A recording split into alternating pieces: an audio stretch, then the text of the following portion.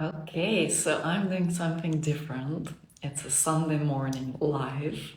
So let's see who is up for joining me on Sunday morning. So big welcome to you guys. And also big welcome if you're watching the replay. If you do, please do let me know so I know who has tuned in. Okay, so I am feeling so full right now. And I have so much buzzing in my whole energy body, in my heart. I feel so enriched by what is going on in my relationship right now. And I just felt this pull to come on live and share from this space with you. So welcome you all who are joining. I'm happy to see there's quite a few of you, even though it's Sunday morning in Europe. So I think I saw Lilith and Julia and Alex. Awesome. Welcome, guys. So I want to dive in, like I touched on it in my recent post, and I want to dive in a little bit more into the alchemy that is created through an awakened meeting, a conscious meeting between the masculine and the feminine. I want to speak about that. I want to speak about the potential that is accessible to every living being. I want to speak about how to even enter into a relationship that has such a potential to not only enrich us, but really make us better versions of ourselves and be of service to the humanity. So I want to break it down. So first of all, just to paint the picture for you, what is possible, and then to go into like a bit more detail, like who do we need to be a match for that kind of union, and what's the solo work? Because really, the moment sometimes we think like, okay, the moment I enter into a relationship, if you're single, you're like, okay, I just want to be in a relationship. I'm so sick and tired of being single, and then it's like, okay, then the work is done. But what I want to tell you is that actually the work only begins then, and the solo work continues to be incredibly important. So I will touch on all of this. I will also touch on embodiment practices and how I use them, and how I find that this is such a potent piece and such an accelerator for our development and for our evolution in solo life, in relational life, and just for all of us willing to elevate the standards of life. So I also will. Hello, Leonor. Nice to see you here, darling. I also will speak to you about my upcoming immersion, Return to Ecstasy, because this is a very, really potent container where we can alchemize and work on things together in real time, held by a temple. But I will speak about that towards the end. So, okay, where do I begin?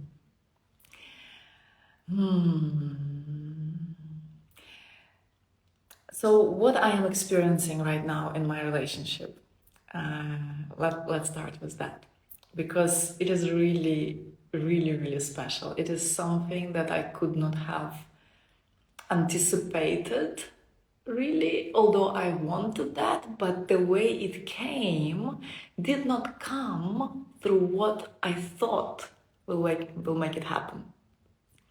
So right now what we are experiencing is that we've spent 2 months apart. My partner Oliver was in a prolonged meditation retreat, and I was in my own prolonged initiation of confronting and finding lots of different parts of me that came online the moment I was by myself, while being together for around 2 years and doing everything together, and then suddenly being apart. A lot of things came up for me to play with and to see, and lots of difficult things, and lots of things that blew my mind, and lots of patterns, and yeah, different things and different questions came up, and I didn't know who he will be when he will come back, because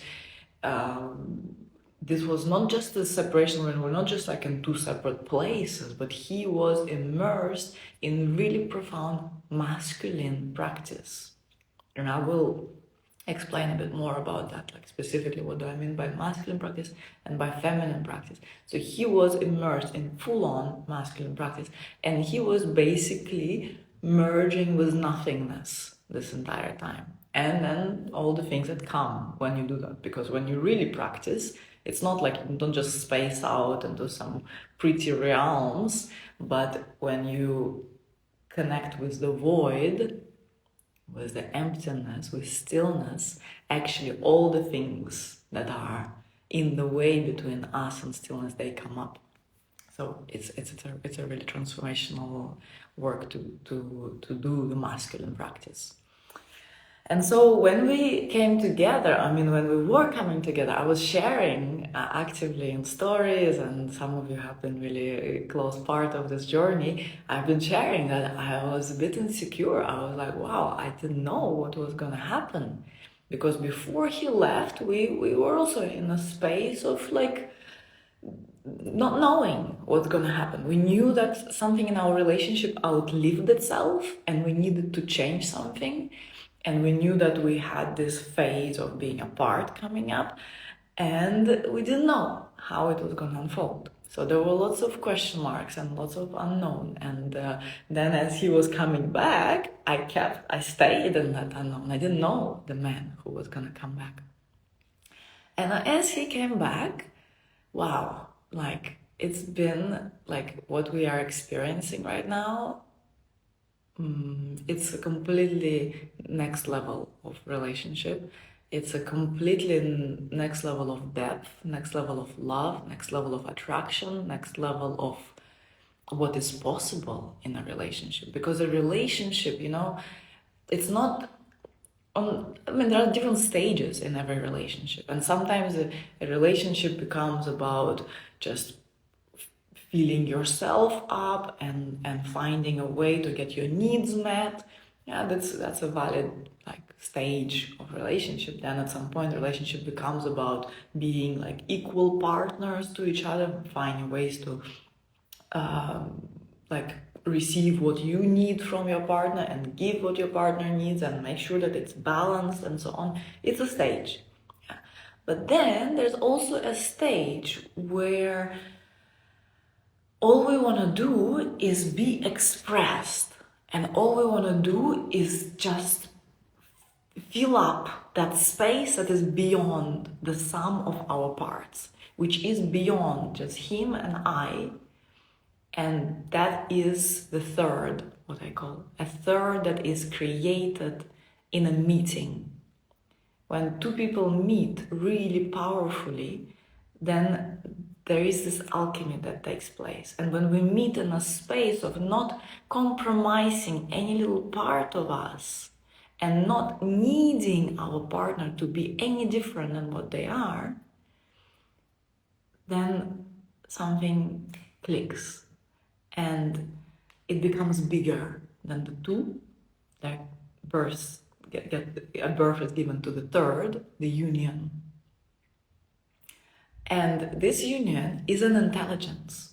This union is something that holds the relationship. It's something that holds the individuals. And that's a place in which we can expand and expand and deepen and deepen and deepen. So then there comes this stage, and that's what I'm experiencing right now in my relationship, that it stops being about my needs, it stops being about his needs, it just becomes this flow of love that just moves us and moves through us and moves as us.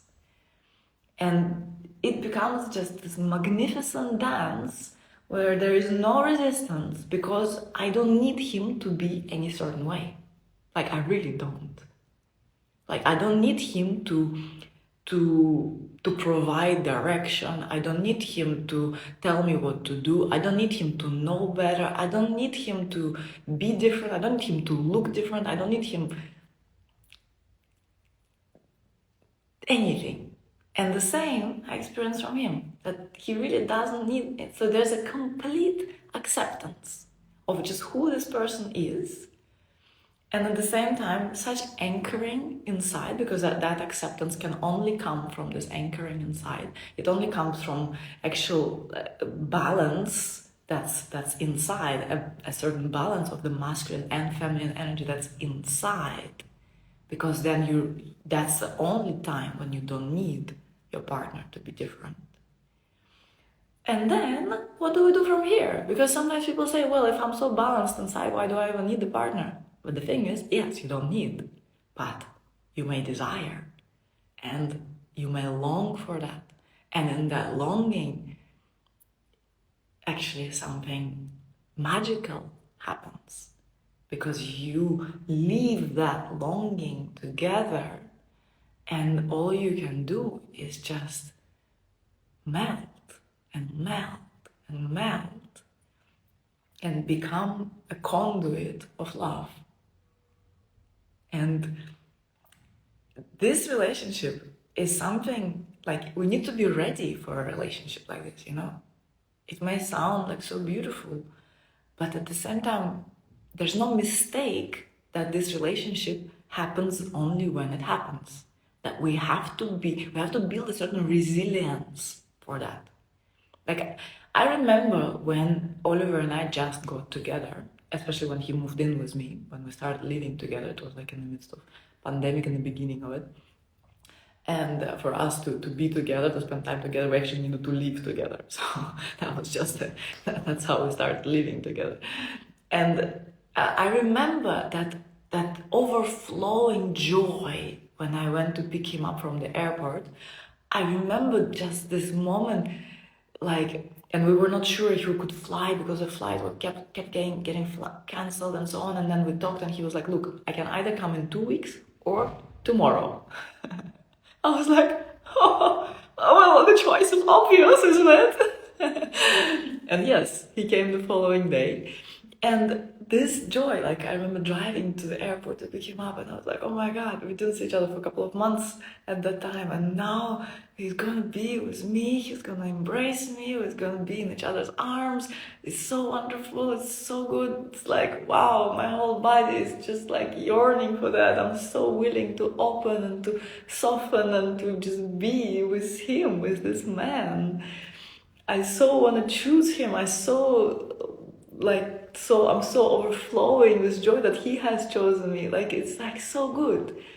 And then I remember this meeting and seeing each other and like merging together and just like feeling my whole body coming alive and just this joy of being together. And then it stayed like this, this honeymoon phase. It's like for a while we just like drinking each other in and enjoying and celebrating and feeling that, wow, there is something potent for us. Actually, it's not just like a fling, it's actually like, because we were really going towards this relationship, like really consciously, really discussing everything. And then it was like, yes, yes, yes, I feel these bubbles, I feel this yes in myself. And it was beautiful. And at the same time, what we're experiencing now, 2 years later, is a completely different level. It has nothing to do with that. That was beautiful, and I love that it was like that. But what is here now is not the same. It's very different. And there was no mistake that was the amount of energy we were available to. That was the amount of love we were available to. And it was beautiful and exuberant and juicy and fun and alive. And now it's a completely different story. Due to our own individual training, and that's like, I will be emphasizing this again and again, it's our individual training, what we've cultivated inside of ourselves, the capacity to hold this amount of intensity, the capacity to hold this amount of love, It's a product of the inner cultivation, and of course together, because meeting each other again and again in so much honesty, in so much transparency, in so much dedication to our own individual path, and then also growing together through the commitment of our union, that's what allowed that. And really, like before that, like a year ago, half a year ago, I was not prepared to hold this, what is here now. I was not prepared for that. I needed to go through initiations. And I know also that there will be another phase, and another phase, and another phase. So this meeting, this alchemy between the masculine and the feminine can happen when the masculine and the feminine energies return to their natural places.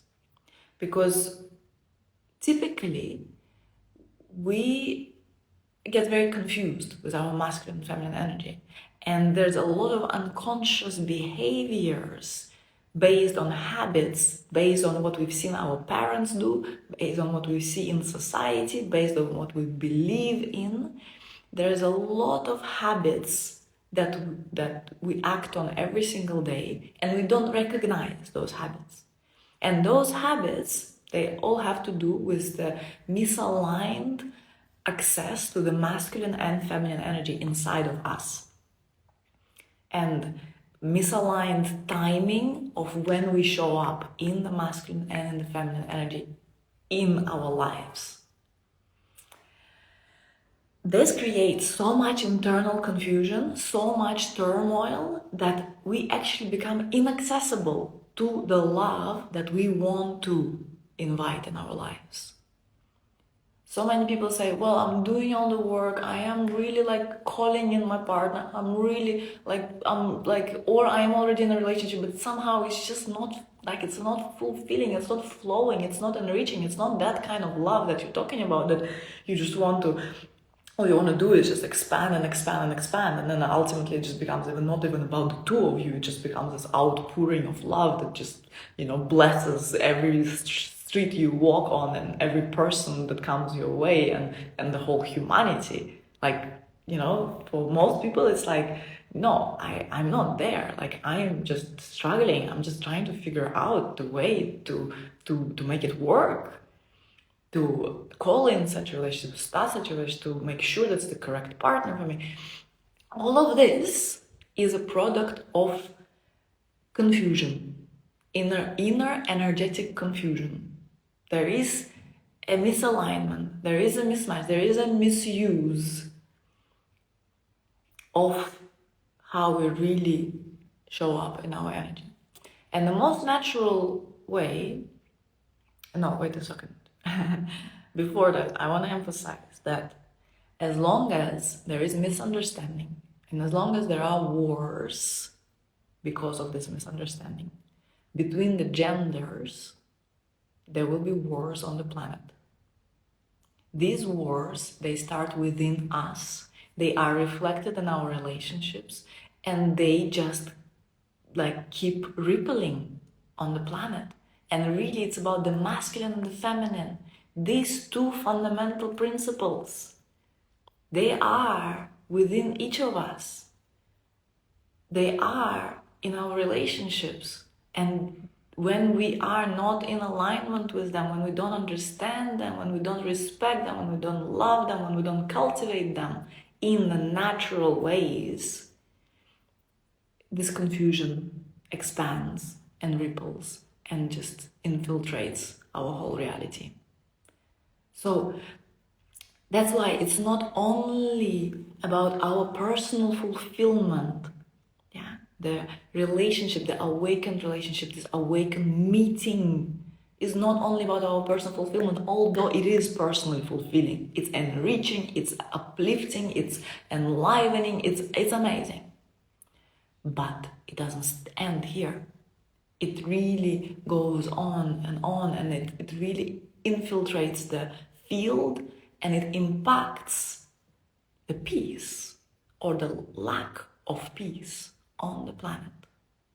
So that's why, like, I want to bring this very clearly, because that gives us an extra big incentive to actually do the work, to actually recognize the importance and recognize how each and every one of us is an instrument, and you can choose what an instrument of what you are. Are you an instrument of love, or are you an instrument of distortion? It's really our individual choice, and every single person matters. Every single person is a thread in this magnificent tapestry. So there's no one who can be left unnoticed here. So if you're making this choice, to live your most evolved life and show up in your most evolved potential, this is the work. This work is so important, because no one is indifferent about relationships. May it be the portal for you if you really deeply resonate with it. I know it was a portal for me. For me, relationships always have been very, very important. But it spreads way, way, way, way, way beyond relationships. So what I see a lot, like a really massive major pattern, is that women tend to behave from a masculine identity and a masculine energy shell. Because there is a masculine energy which we all have to cultivate. We all have to cultivate. Like, it really, it's stillness, ultimately. Masculine energy is stillness. It's not even energy, actually. It's beyond energy. Masculine principle is stillness. It's this sense of, that's it. Like, I am okay no matter what. Everything is okay no matter what. And it is because I am backed by this unchanging, all-pervading space that is beyond space. That is pure stillness. And it never goes away. Yeah, stillness never goes away. If you're laughing or screaming or yelling or dancing or moving or speaking, it never goes away. It's there. But it's our job to recognize that. And that's a really, really major piece of my work. That's what I focus on from the very beginning of every single training that I hold. Even more so in the in-person immersions. The stillness, finding this profound masculine principle inside of us, then we stop, then this neediness stops. Then this need for others to be a certain way to make us feel better, then it stops, because we find all that within through stillness. Through stillness, you get access to everything. So, but then there is this other kind of masculine expression, which is much more common. And this is this shell of numbness, and a shell that makes you push, that makes you do things when it's not the right time to do them, which makes you push your own boundaries, which makes you put yourself forward when you don't want to do that, when it's not natural. And more than anything, it's a shell of protection. It comes because we have been hurt, we all have been hurt, and we all have found our ways to cope with the hurt. And one of the ways that most people learn to cope is through this, establishing this shell around us, the masculine shell. And that shell just makes us not conducive. This shell blocks our hearts. This shell just disconnects us from this natural way of being. And especially I'm talking to women right now. It's not an instinct, by the way, someone is asking. It's not an instinct. It's a construct of the mind, of how I need to hold myself in order to protect myself from the pain that I've experienced in the past. And so there is this memory of the pain, and you don't want this pain anymore, so you create this protective shell. And then what starts to happen is that women start to behave like men, and simply not give space to men to show up in their natural gift. in their natural gift of the masculine energy. And then women start to move towards men, start to initiate contact, start to tell men what to do, start to give advice, start to hold him like a little boy, start to mother him because they think he needs that or that he wants that, or try to make him feel special even.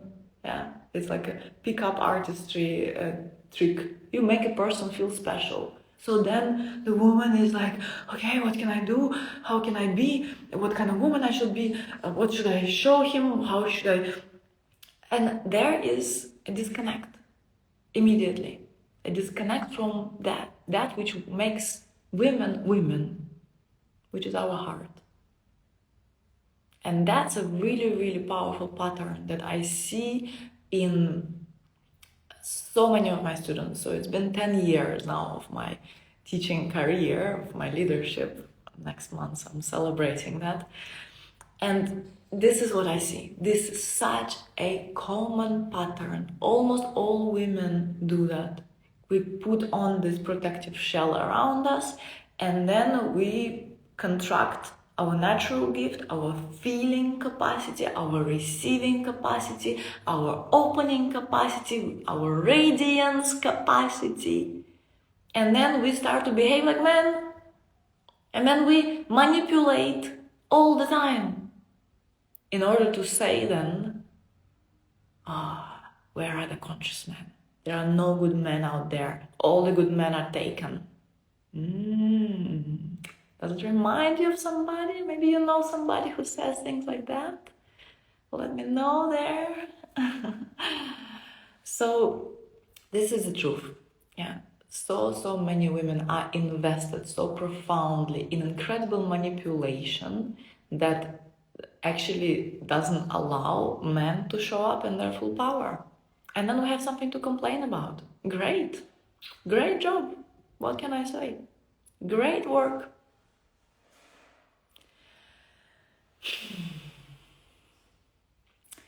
And then, of course, men also do things. And a huge pattern that I see men do is that they got an example from their mama how a woman should be.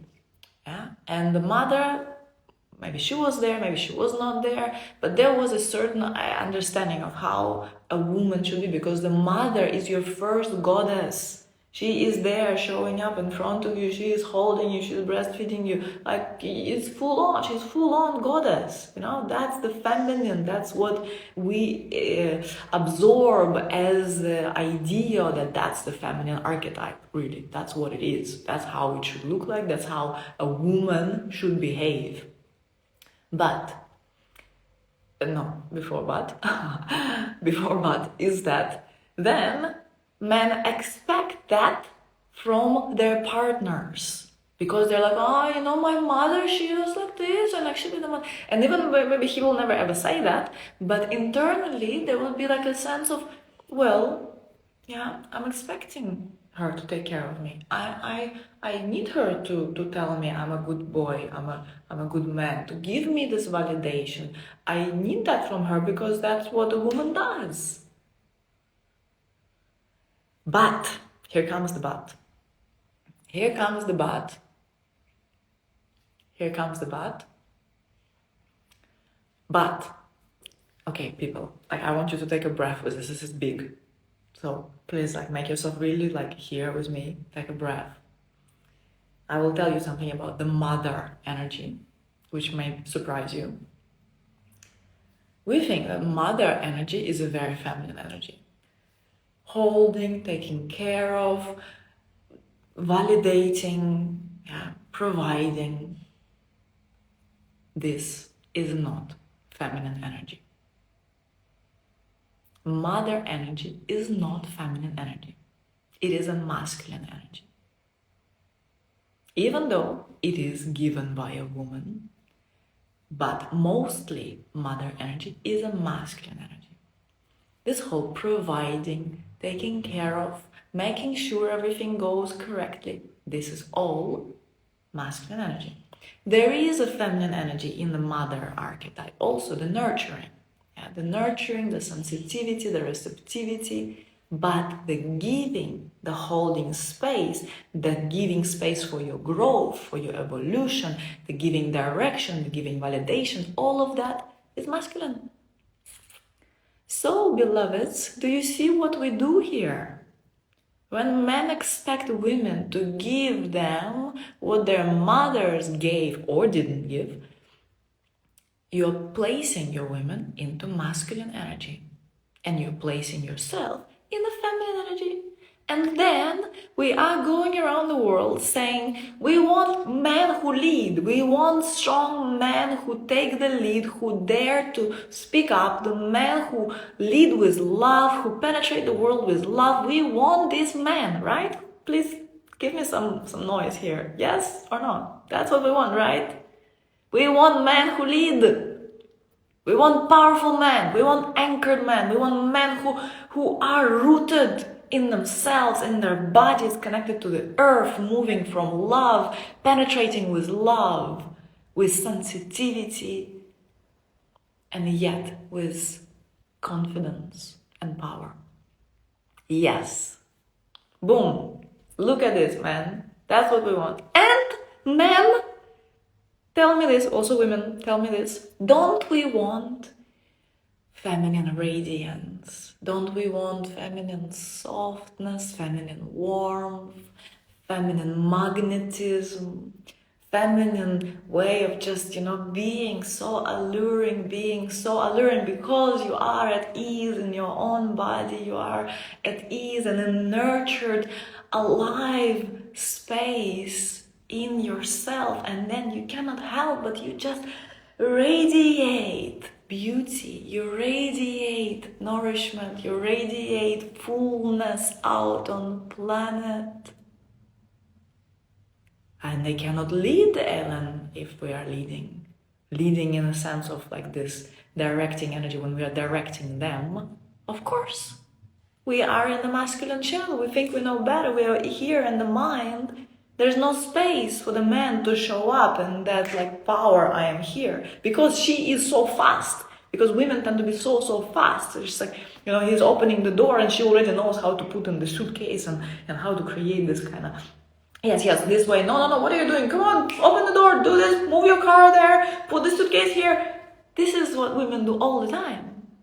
And men are like, okay, well, that's what my mom would do, so that's, she knows better, she's the woman, she's, What would happen if instead, and I'm giving this example, like I'm imagining someone coming out of the airport, there's a man welcoming you, and then, the woman will go like, okay, yeah, put this here, put this there. Okay, let's go. We don't have so much time.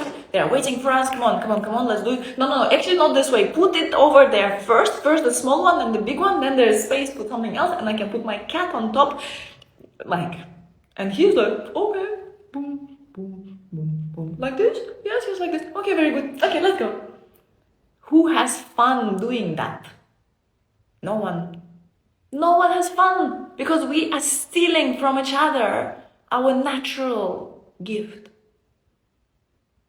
Natural means easeful, but we've created so many blocks, so much protection that the ease is no longer there, that we need to actually do practice.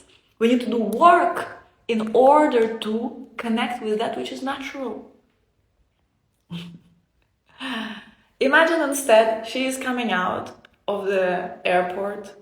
She is there with her suitcases and her little cat. And she's there, she's like feeling the air touching her skin. She's feeling her nice fabrics of her clothes. She is there with her little cat and her nice bags.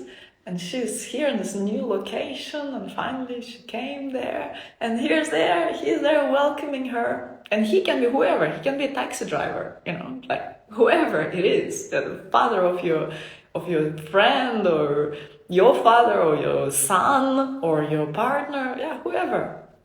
A man.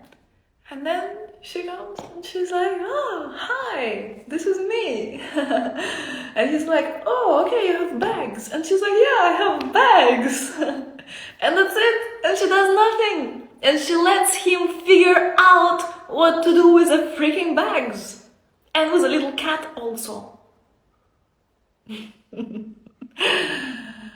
So, you know, this is exactly where we are most natural, and this is exactly where we love to be, and this is exactly how we nurture each other also.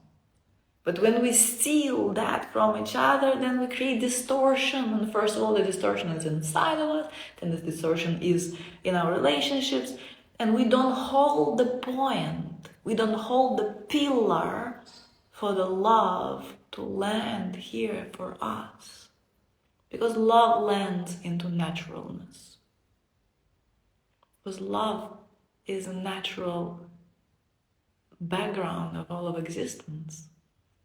So it's us dropping the protection that actually has to take place and come back to the naturalness. My next immersion I call Return to Ecstasy, and this is ecstasy. The natural state is ecstasy, and we return means that actually it's a place where we came from, and that's the place where we're going, and that's the most natural place for us to be, and that's where we must return.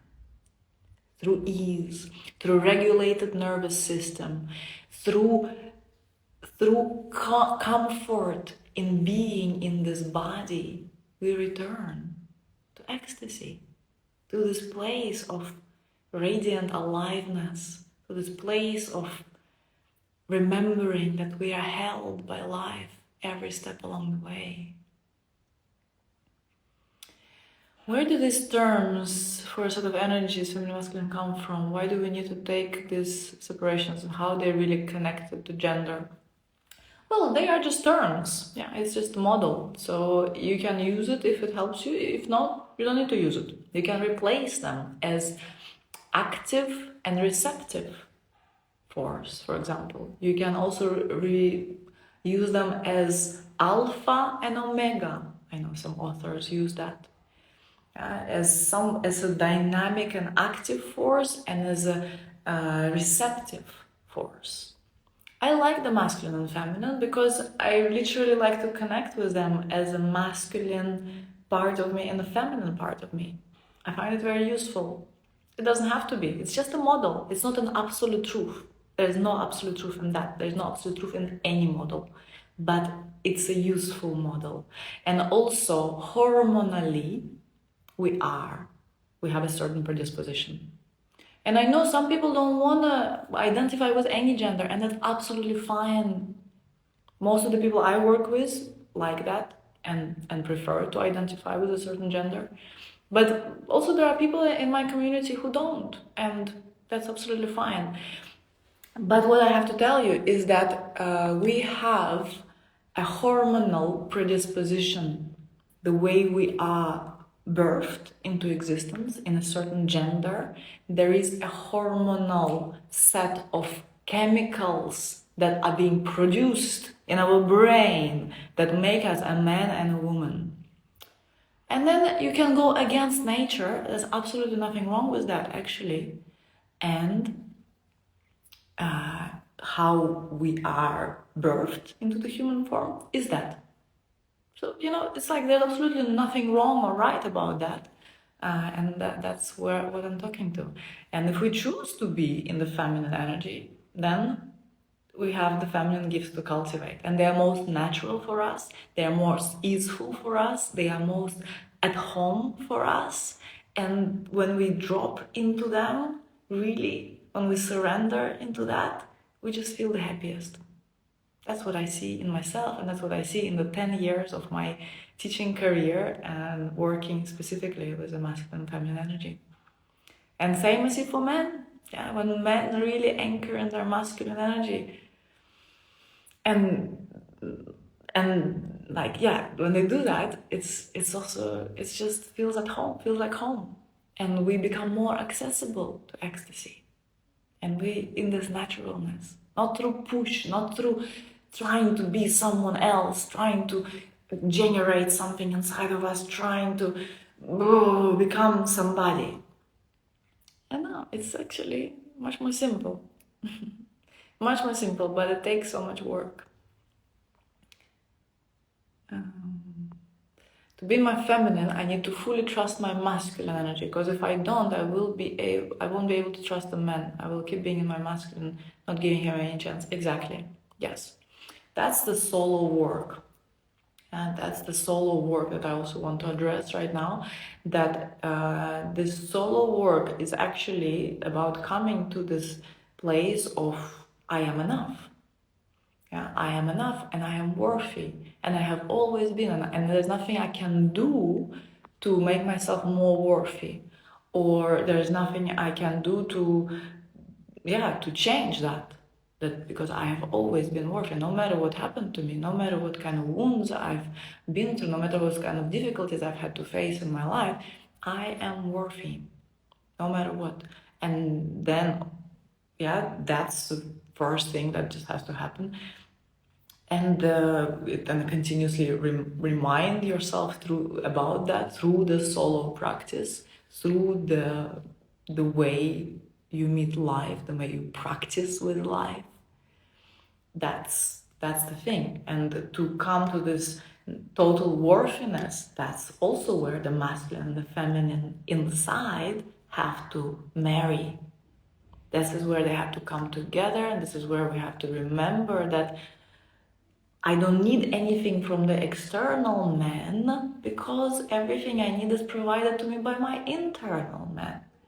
That all the romance I need, like when my partner went onto the retreat, like, we are laughing together, we're having fun together, we're going out for weekends, like today is Sunday, we're going to go to the beach, and he's making pancakes right now for us.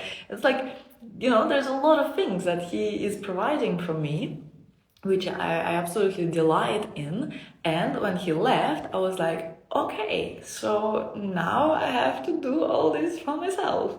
And sometimes I succeeded, and other times I didn't. And sometimes I did things for myself which even he cannot do, because they're just so like intimately me that only I could access in the moment.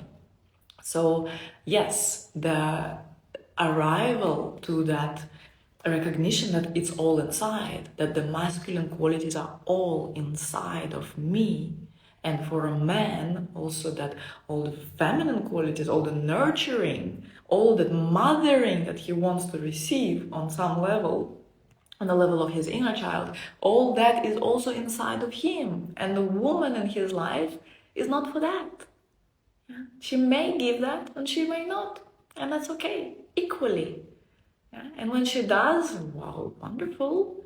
And when she does not, well, she gives something else. Especially if she dares to shine in her feminine, constantly changing, constantly moving energy, constantly feeling, constantly expressing, constantly expanding. This is the feminine. Yeah? And for the woman, like looking for that stability, looking for that commitment, looking for that no matter what kind of energy, that's what we're yearning for, looking for that leadership, that like, I'm grounded, I'm rooted, I know what to do. Guess where it has to start? Inside.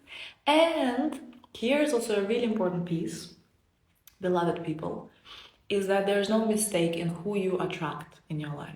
There is no mistake in who is in front of you. There's no mistake in who is not in front. Like, if there's an absence, completely, desert, kind of, there's no one showing up. There's no mistake in any of that. The quantum field, this is what I work a lot, always in my work, and the laws of quantum reality. When we believe in not just a 3D kind of physics that tells us that's how you get things done, you just, be like sexy and then you get the guys, or, you just, get a cool car and you get the girls, this is like nonsense. But when we learn, or this is basic examples I made, but like even kind of more sophisticated, that you need to be this feminine, beautiful woman, then you attract the right partner. No, actually, not like that. Or you need to be this man on purpose, then you attract the right woman. And no, actually, it's not as straightforward as that. In the quantum reality, we actually attract that which we are a match for. It's not that you just, wear a pretty dress and then you get all the guys. No. It's actually an inner compatibility, an inner, not alchemy, but inner resonance. That's the word. Inner resonance that draws the correct match towards you. And so that one who is in front of you right now, guess what? This is the correct match for who you are, who you actually were just a couple of steps before. And you are attracting that, you are seeing that reality that you've manifested already right in front of you. And if you don't like it, you can change it, really. And when you change internally, when you do this work internally, this all my students know. When we do this work internally, either people around you miraculously change, like really, or they disappear. And both is fine, because you know that you are uncompromising in your dedication to truth. You are uncompromising in your dedication to your evolution. So reality has to adapt. And sometimes it adapts in a way that is like, oh yes, it's exactly what I wanted. Yes, and my partner changed, and we really are meeting like that. And it's beautiful. And other times it will be like, wow, I changed, and actually these people are just falling away, and new ones are coming. So there's no mistake. Okay, there's a lot of questions. Let me see what I can take. So you're asking about the practices, trauma healing with the masculine. Okay, more trauma from the feminine, from the masculine.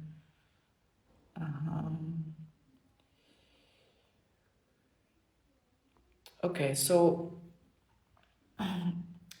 I've been single for 7 years. Why there is no match for me? Well, you will know that. Yeah, I don't know you, so I cannot tell you. Like, I'm not going to give you diagnosis like this, but you will know. If you look deeply into yourself, you will know.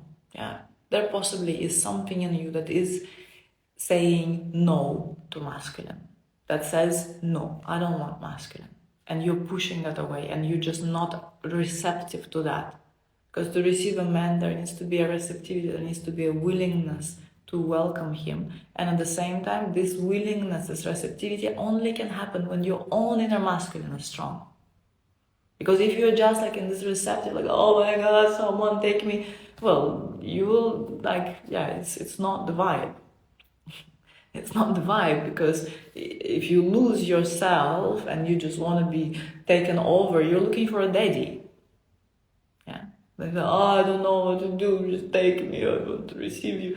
Yeah, daddy will come and tell you what to do. Is that what you want? No, you want a man. So then it's like inside there has to be, yes, take me, I want it. And actually, I hold myself, I take myself first. And that's why I can open to somebody else as well. And if he disappears, suddenly, it's okay, because I hold myself. That's the vibe, that's the energy. So, cool. Thank you so much for the feedback. I love that you're loving the live. And I want to say about also another piece that I use a lot in my work, which is the embodiment work. And embodiment work is something that accelerates trauma healing. It's something that aligns us. It's something that really establishes us in the taste of how we want to move through life. Because all of those of you, men and women, asking above, like, okay, how to, like, what's the work, like how to practice through embodiment. Yeah? Through embodiment, and in embodiment there are various ways to practice embodiment. There may be like specific work, like with body movement, with breath, that changes the chemistry in your brain and heals the wounds. And accelerates your manifestation work in the quantum. Because through the embodiment, you actually become the one you want to be. You actually become, because the one who is in this amazing, glorious relationship is a specific frequency of you. It's a specific frequency that you generate inside of you. There comes specific emotion. My beloved is making pancakes. I don't know if you can hear the blender. So there is a specific frequency to that place where you want to be. There are specific emotions. There is specific energetic alignment that comes with it. So through embodiment work, we plug into that. We tap into that directly. Okay, I want to take a couple of breaths to wait.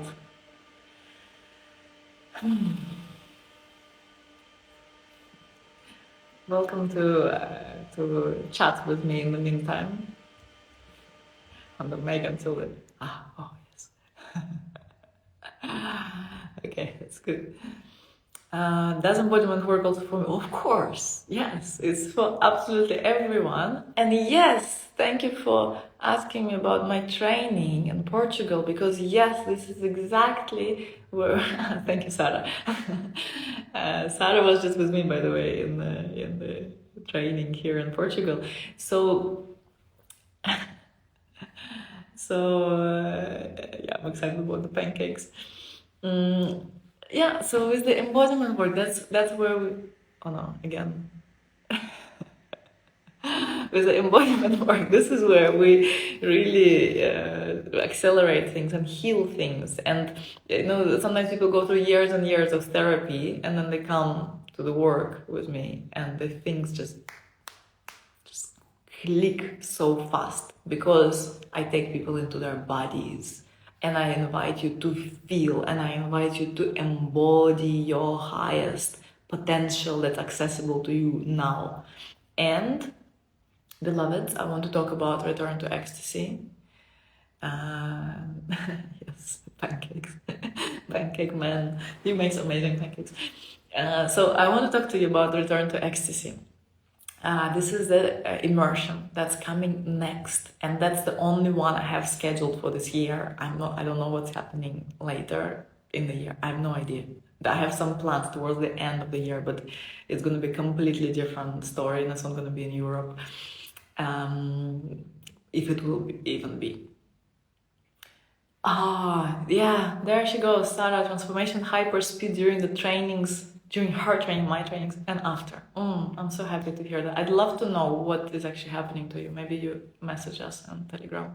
I'd love to know how is your process, how is your integration. So, return to ecstasy is what's happening in 3 weeks. On Sunday, this day, in 3 weeks, we're going to be together. I'm so excited. I love this training so much. My trainings are always different. Although this particular one, I renamed it. It used to be called Liberation to Orgasm. Now I renamed it into Return to Ecstasy. And I've run it quite a few times already. And last year, around this time, we also ran it in Portugal. And it's every time. It's just amazing. It's just such a good space, such a good feel to come together with soul family. Because if you speak this language with me, if you understand me, it means we are from the same family on some level. Because this is not random talk. This is not something that people just talk about like normal, everyday life. Like, if we speak this language, if you understand me, it means we are connected. And I love you, actually. Yesterday I met someone at the dance. She was like, I love you, Sofia. And I'm like, I don't know who she is, but I think I love her too, because, there is a connection. If she is so receptive to what I have to say, it means we are speaking the same language, and this is so precious to me. And so we meet with a whole bunch of people like that, who speak this language, who are interested in the subtleties of life, who are interested in becoming the best version of ourselves, not only for ourselves, not only for our personal little good, but on behalf of humanity. We want to take up more space. We want to become bigger. We want to become more successful. We want to become more joyful. We want to occupy everything that this life has to offer to us. And we work a lot on regulating the nervous system during return to ecstasy. It may sound like so ecstatic and so, oh my God, what's gonna be? We're gonna be pushing our boundaries. No, actually, we do it through regulation of the nervous system, through coming to the naturalness, through coming to, we undo a lot of tensions, we undo a lot of tightness, we undo lots of those elements that make us act unconsciously, because all those patterns where women enter into this masculine shell and behave from there, and men kind of go more into identification with the inner little boy rather than being the man, and being scared to take up the space and scared to really show up and really hold the line that you are given in your life. So all of the things, you don't do them because you choose to. You do them because there are patterns and there are knots in your body. Actually, this is where the embodiment work comes in again, because those knots are held in the body. Those kinks, those tight knots in your nervous system, in your imprints, in your subconscious mind, are all reflected on your body and on your energy. And in return to ecstasy, we work actively with the body, with the energy. It's a profound work on invigorating the energy field. It brings tremendous healing. It brings tremendous realigning. It brings very fast transformation. It's intense. The work is intense. I am intense. My field is intense. And the joy is intense. And the love is intense. And the transformation and the healing is intense. So it's a beautiful, beautiful field. We also will be working with manifestation in the quantum. Like in this training particularly, I haven't done it like that before, but what I feel a lot to bring into this immersion in Portugal in 3 weeks is the manifestation in the quantum, to really understand the laws of the quantum field and to do the work, the embodiment work, in aligning with the highest potential accessible to us. And that highest potential in relationships is highest potential in our finances, in our career, in relationships with children, and with just manifesting the lifestyle that you want. And also manifesting your just most expanded, most connected to spirit version of life. So amazing work ahead of us there. I warmly invite you. We still have some spots open. It's in Portugal in 3 weeks. You can find all the details. You can sign up. You can send us an application. Don't wait. Don't wait. If you feel it's for you, don't wait. It's there, available to you. Send in your application. If we are a match, we'll be very happy to have you. Nadia would be in touch with you. She will send you all the details on how to pay, how to secure your spot, and so on. And then we are meeting already in a week. We have our first call, and then in 3 weeks we are meeting in person in the temple. And also the temple is a space that I create in my immersions that is just pouring grace on us, pouring grace, and allows this transformation to happen at hyper speed. So I'm so, if you have any questions, ask me. I'm here. I'm so happy that you resonate with this, Agnieszka. I'm happy you resonate. Let me know if you have anything to ask. Okay, yoga with Josie. I would love to join. We're on the Algarve. I don't need any support or assistance. I have plenty of perfect support and assistance. Lilith. She says, I did this training last year and it changed my life. Yes, you can also see her in my reel. She's so cool.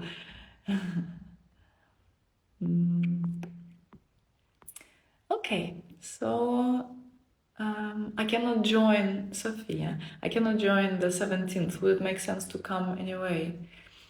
I really want everyone to start together. We start in the evening of the 17th. It's important that we start together because we start with an opening ceremony where we do some magic realignment into the temple field so that then you are carried. So it's important we start all together. But reach out, explain your situation. Maybe we can find a way for you together. Maybe there is something we can see together. Where we are meant to be.